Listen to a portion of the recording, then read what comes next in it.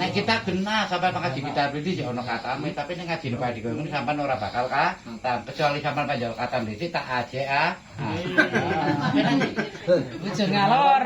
Aku ora ngerti padi iki wong jane dipamit. Kamu iki bahasane kuwi tok. Tekan di mau pikire apa patine? Pikir. Kira pati iki pindah ini iki wis ora kepenak. Patine iki ya aku batin, iki paling ku pengajian, ngono paling acarane kok kae. Pasti ya mes batin. Gua temune kae-kae. Nah, temenan. Hah? Kan koyo kuwi aja. Batin. Batin dhisik. Nebak dhisik. Temu sawan? Hah? Wis nebak. Ane Pak dhisik. Gua paling kok kae tok kowe. Nah, temenan. Temu tangga. Kuwi temu tangga dhewe sapa. Lah apa sing yo kadang yo seneng. Aku batin mesti kae teko iki teko arek kan semangat. Semangat. Ono kaine iki. Ono kaine berarti semangat. Teman-teman Ono kaine. Oh batin no. Pas. Batin apik.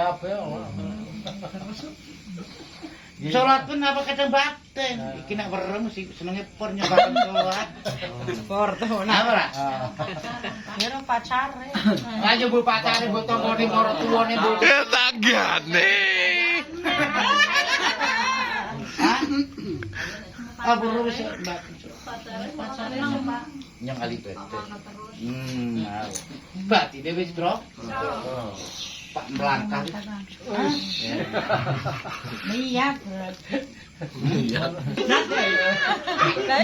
Pokoknya sing bosane perone kita sorake titik silakan. Iki mrene bae. Enggak sensor dipotong. Lah ketika nang omah wis critane Pak Lungo. Paling ora kan salat sedelok ta ya, Pak. Tapi awake Mbak iki napa-napa iki aku mbadhe sing imam bejo mesti por iki. Jan iki malam apa kowe? Dalipan bae. Selasa apa ya? Wis Selasa apa ki? Paing. Jangan paing ya. Bejo to iki. Selawe iki jatahe yo. Paing iki jatahe talipan, dulu talipan. Bejo temen. Iki suwi. Diganti bejo sok. Ganti bejo. Mocone bosone Waduha. Wah, iki. Sana, pakar wis. Lah piye? Sapi Semarok. Ngantuk. Kuwi iki. Cocone suwi Pak dijamu. Maneng-maneng lingak-linguk.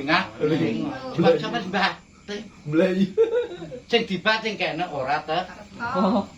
Talipan cepet jan. Dong dibating tenan ki dalipan pas dalipan wah senenge bae. Ayo cepet-cepet. Iki nang penganu mesti semangat. Apa boleh pelan-pelan.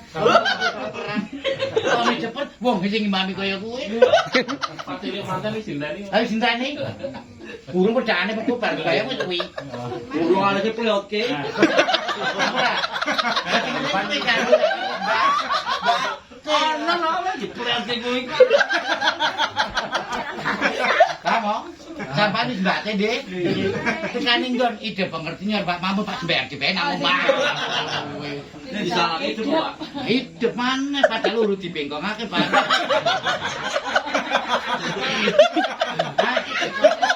Halus, tadi halus Pak. Lah guru ditambang meneh iki. Ya kaya gorong-gorong Di pasar sing modal mendek nak kaya ngene kae. Ayo. Jangan mripate kliwat. Ora melek. Jare ngomong remeng-remeng jebul ora ngerti ketutupan ide.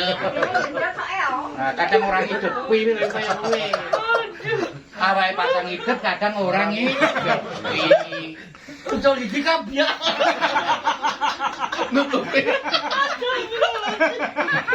Kamu dong posisi pengen cepet dong numpak motor cepet pekawon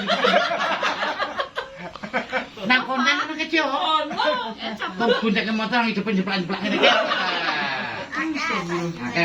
akeh berat wis mergo batine wis sampean wis mbate nggih karo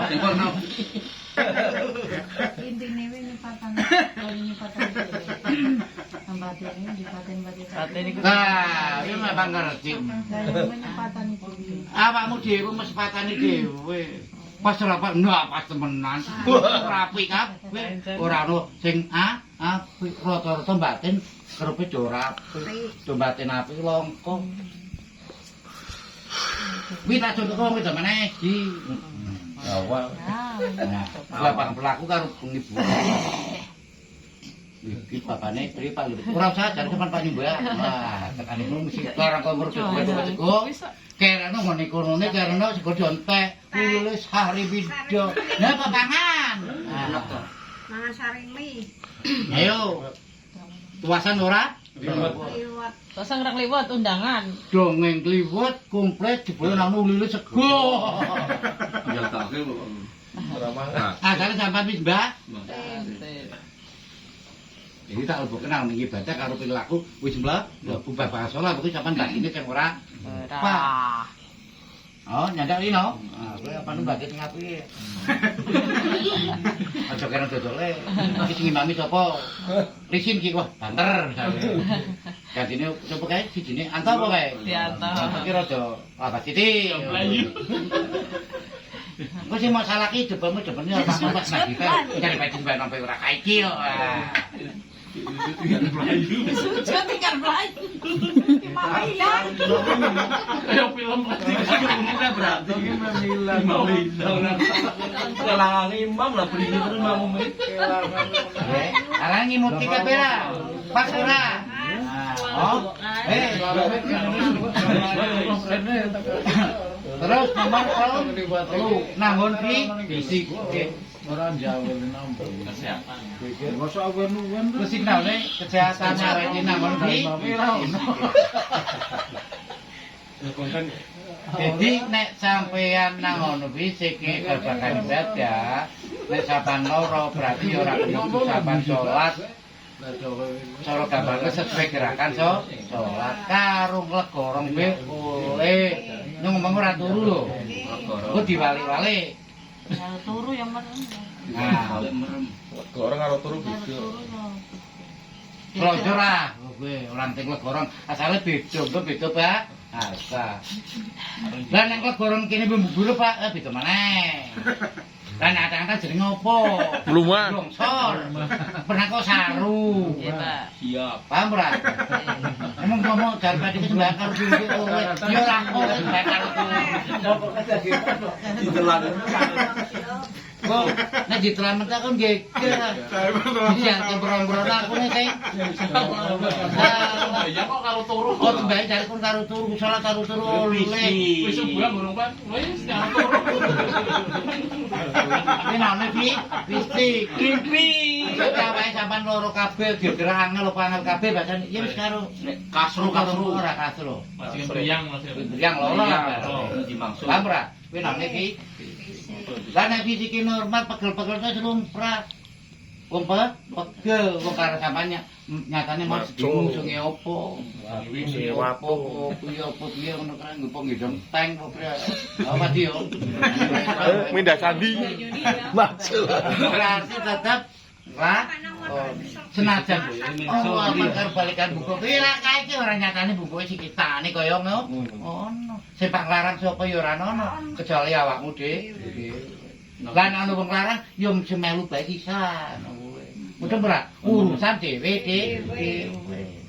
Wong sing ngrasake kae dudu awake dhewe sing elek mergo napa loro.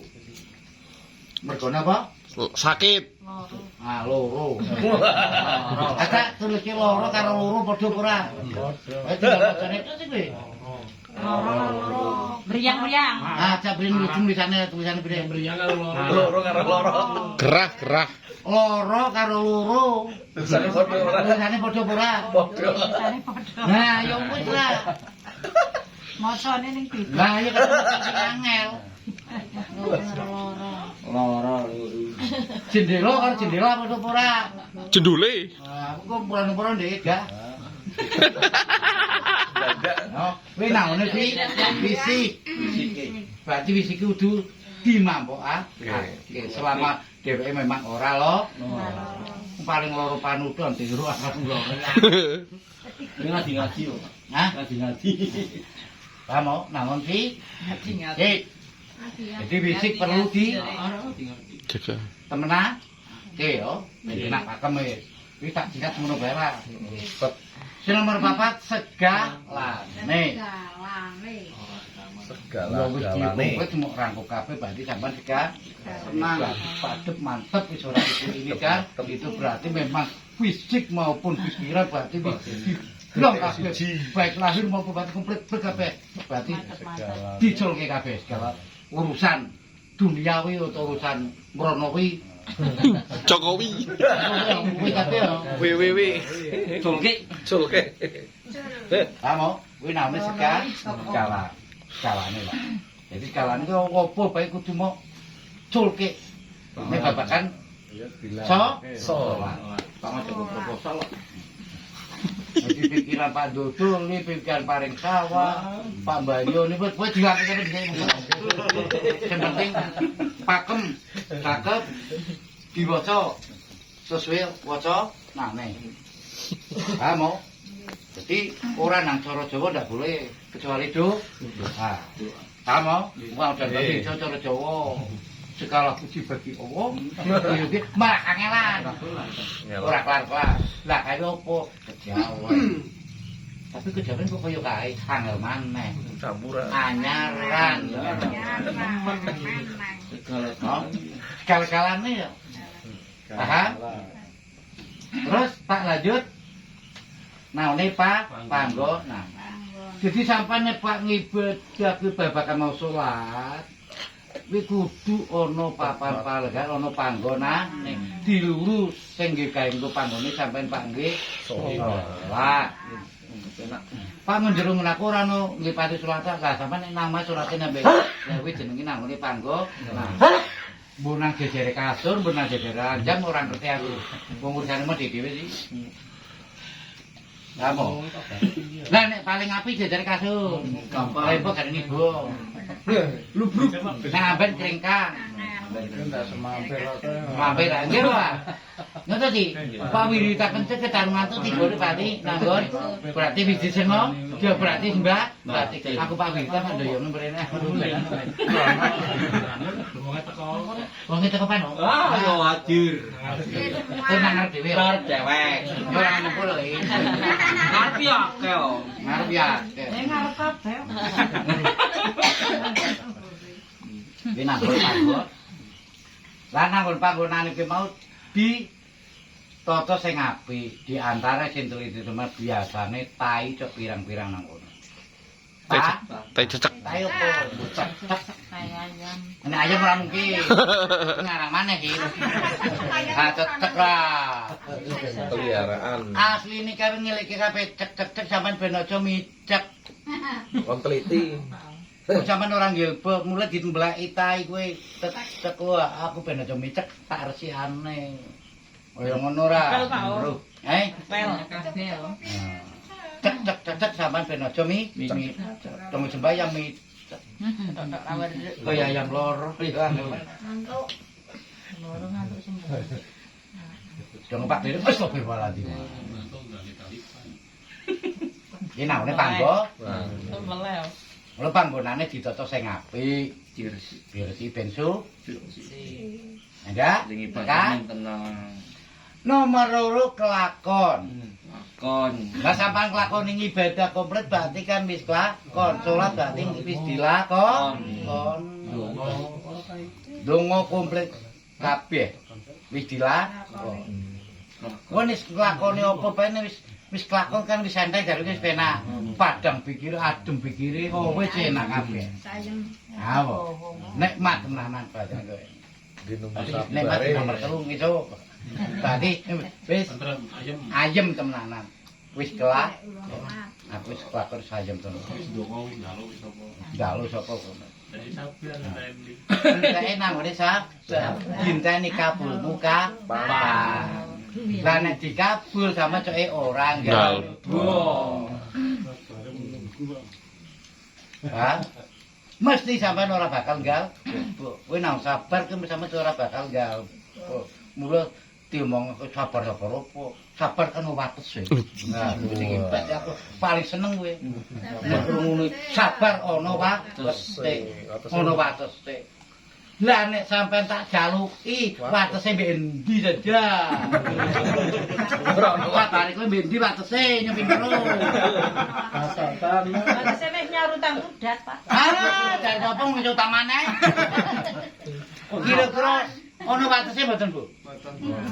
Ora ngerti. Jadi sabar itu tiada batasnya. Mulai nyetak kowe wakete mbek anggar kowe wakete kene Pak, ya berarti anggar meneh. Hup, ora kena mlaku.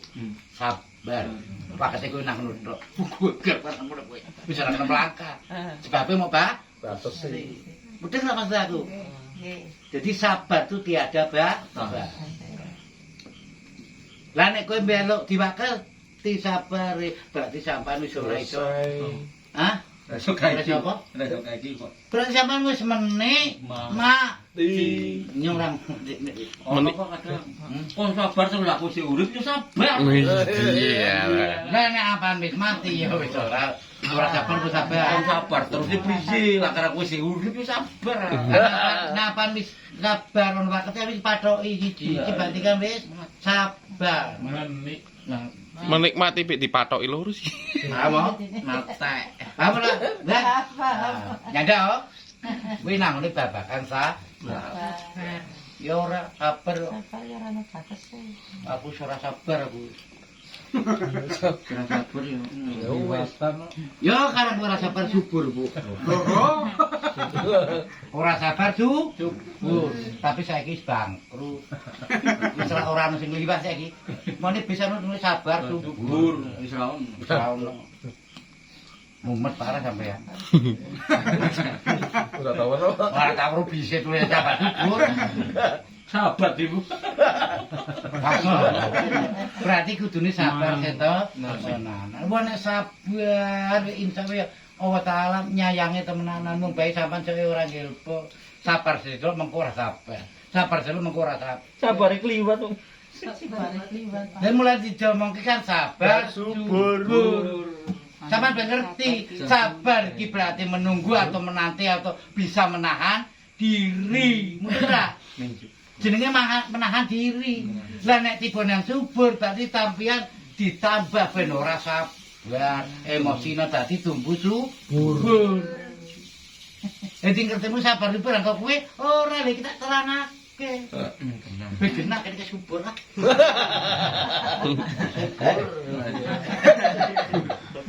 Subur temene kae. Bis. Dadi sing subur iki hawa nafsune sampeyan. Mergone ora sabar. Mulane duwe waketan. Dadi sini samosita. Samosine sing subur. Pikiran sing tenang, sing sabar. Dadi ono kaitane kok kae kowe. Sing jenenge kowe kualian gedhe Pak, ora sembarangan. Kiai gedhe. Asale kiai wong kudus karo tasik. Sabar subur. Sabare wong itu. Nek sabar kok pikiran tenan ora napa subur berarti gejolak. Wis jajan nek tanduran dipupuk make subur ora. Sampeyan kan tetep sabar ngenteni gedene karo ngenteni wohe. Dipupuk mek gedhe ben subur. Lah sampean sabar dikek subur, lah sampean dipupuk disuburke supaya sabare sing temen, sing sareh. Lah iki kan kata-kata sareh berarti subur. Mudeng ra. Jadi sampean bebas kamu ora ngerti kae-kae tok. Nah, ngerti Mbak? Sudah antara sabar karo subur. Paham? Lah iki tekan piye? Iki loro, mereka tak takon apa? Monggo tak kesempatan. Tagih utang nek sabar ora ditagih piye, Pak? Hah? Sabar terus ora ning utang we. Ning utang sabar lah iki dosa ora Pak. Sing ngutangi sabar Ning utangi sabar ning utang. Ning diutangi luwih sabar. Dadi loro sabar kabeh. Sabar kabeh lorone. Lah sampean kudu loro subur. Lah ya Lah carane rujuk Pur, wong sing utang didongakake. Ya wong mesti kae bisa kerja, didake ben elingake nyauri duit akeh, tapi rata-rata kere-kereo ndongake kae utang pira nyaur. Pas ora Lah mau diterangke sih lu nggak wis Lah, batine sing api. sabar. ngapi batine api ora. Batine. Ah kowe utang karo aku dongake melarat to kowe ora ono gawe melarat kowe ora nyaur sampean lah. Tambane sing berat. Terusane gede. Paham ora? Contone kadang wis apa wis subur wis apa be ora nyaur be ono, Pak. Nah, kuwi kan beda maneh. Ayo. Berarti kuwi nangne oknum. Oknum. Berarti Watak, nangne kelakuane wonge. Kelakuane wonge. Nah mesti watak mesti kaya watu. Waduh. Lah iya. Watak-watuke memang kaya mau. Antek-antek ora sawuri. Ketara mati. Lah kowe. Ya urung lah. Burungan iki. Lah kene mati, lah kuwi lebihne sing geger. Ayo. Lebihne sing geger. Lah pikirane ning utangke apa ora nyaur Pak ora ngono padahal. Mesake. Umpamane oto. Lah ku mau tak omongke engko lebihne sing geger. Pripun? Ayo. Dosa-dosane wong iki dimaafke nek duwe sangkut. Utangan gedene pira sake. Lah utang karo sampean pira?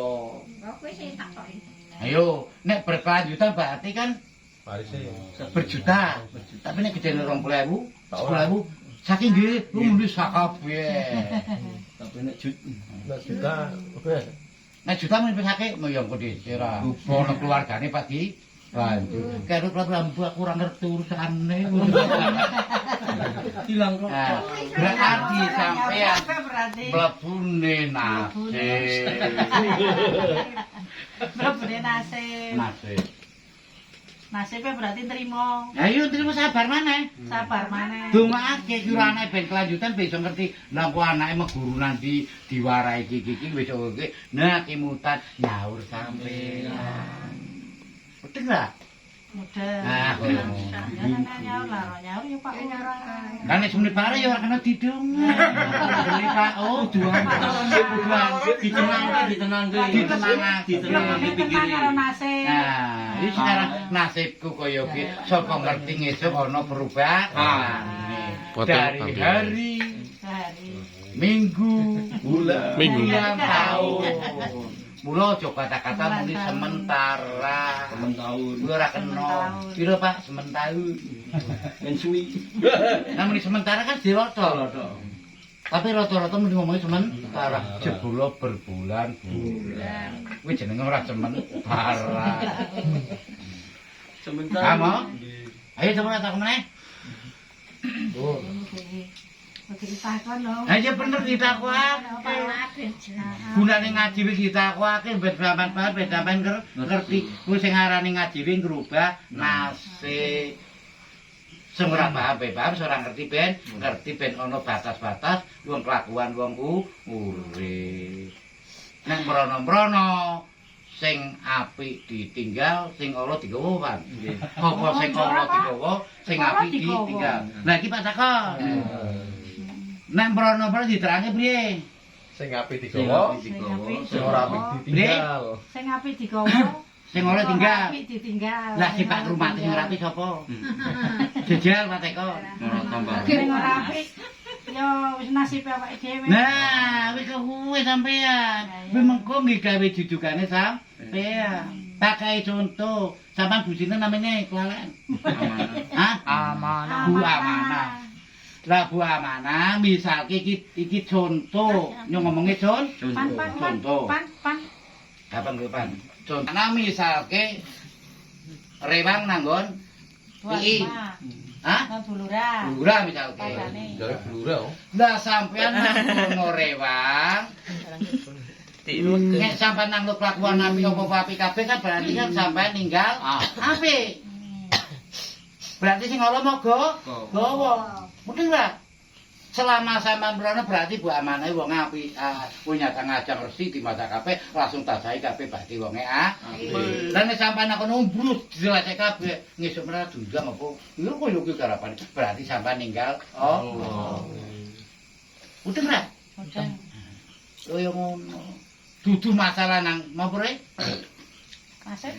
Sing ala ditinggal, sing apik digawa lah. Nek kene kuwalikane sing apik ditinggal, sing ala digawa. Wong ben ngerti nek sampean nglakoni apik. Ninggale barang sing apik. Ninggal sing ala nang omah, ten jemplak barang ora tak sepan nang omah, omahmu dhewe ora ono sing ngomongi.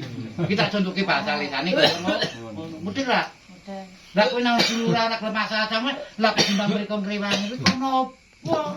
Apa Pak ngopo? Apa Pak acung-acung? Apa Pak mandori? Apa Pak priye? Apa? Ini ninggale ora pas. Ninggale rapi ya. Nanti dia nggak lolos. Tekan berat. Aku maksudnya mengerti. Yo pelajari kono-kono kene kene. Beda bahasa, beda apa kewe Makna. ungkapane. Nek ngono iki kono apa mau sing apik ditinggal. Sing apa coba sing ora ditinggal kuwi maknane beda maneh. Nek tak terangku ndek ora pas. Aku nerangke mbek